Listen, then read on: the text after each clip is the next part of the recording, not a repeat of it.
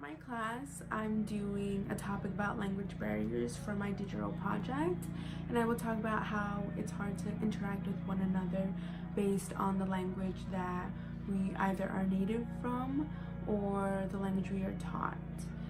Sometimes it is pretty difficult to interact with someone else who doesn't know the language we know, and it becomes very difficult to get a better understanding of the other individual, viewpoint, or critical information. And sometimes we don't notice that this phenomenon exists, but we definitely experience it, many of which we are unaware of, but we just sometimes rub it off or don't even pay attention to it.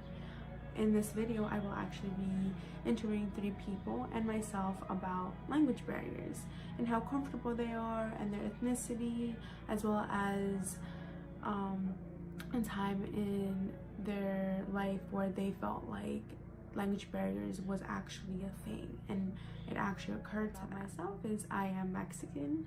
I am first generation college student. I will be graduating this May of 2019, and in the beginning everything was very difficult. Entering kindergarten, English was my language I only spoke, and many of the teachers back in the day did not allow you to speak Spanish or another English. I would come home and my parents wouldn't help me with my homework. They tried and tried. They'd get very stressed out helping me with my homework because it was in English and the only language they knew how to read, write, and speak was Spanish. So imagine how challenging that was for them to try to teach me a language I was also learning and a language they didn't learn at all.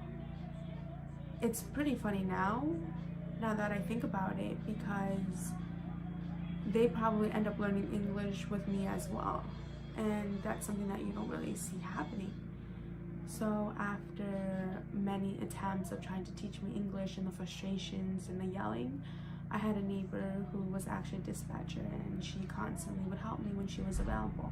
However, whenever she wasn't available, I had to work on it on myself, and I had to teach myself. It was pretty complicated in the beginning. My grades weren't that good, but I still tried, and I was actually getting the opportunity to get a tutor from the school to come help me because the language barriers exist between me and my parents. They didn't know English and didn't know the directions. They just assumed what the directions were based on how the homework looked like.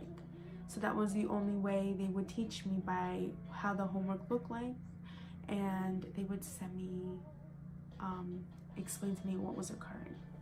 So I would like for you to stay tuned and to listen to their stories, including. So my question for you is, was there ever a time where it was difficult for either you or your parents to speak another language, and you found it difficult to communicate with either your friends, family, or the world? Yeah. So I remember there was this one scenario when my dad got into a car accident, but it wasn't his fault, and he had to speak to, have a police report, to call the insurance, and talk to a bunch of people from like those agencies for the car accident, and he unfortunately does not speak English very well, so I had to be his translator for the entire process, which was a little difficult because a lot of things do get lost in translation.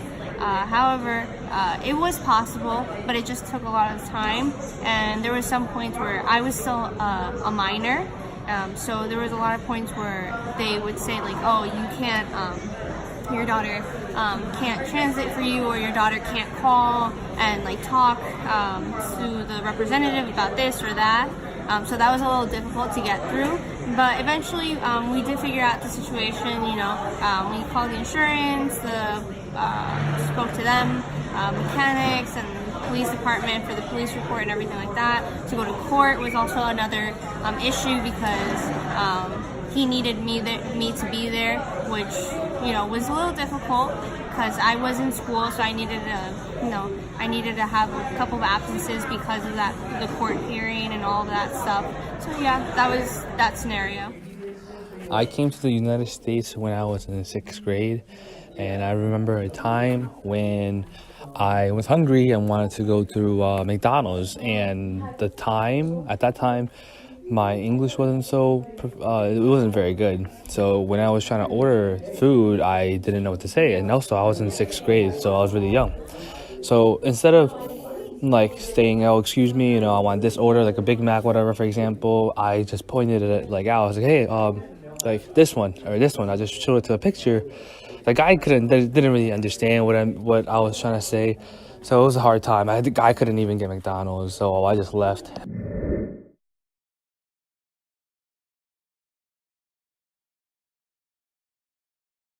So I've never had problems communicating in 3 languages that I know.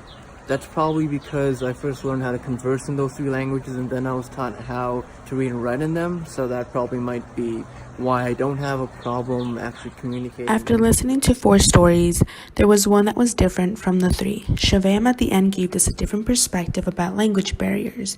The more languages you know, the less you're prone to experience any type of language barrier.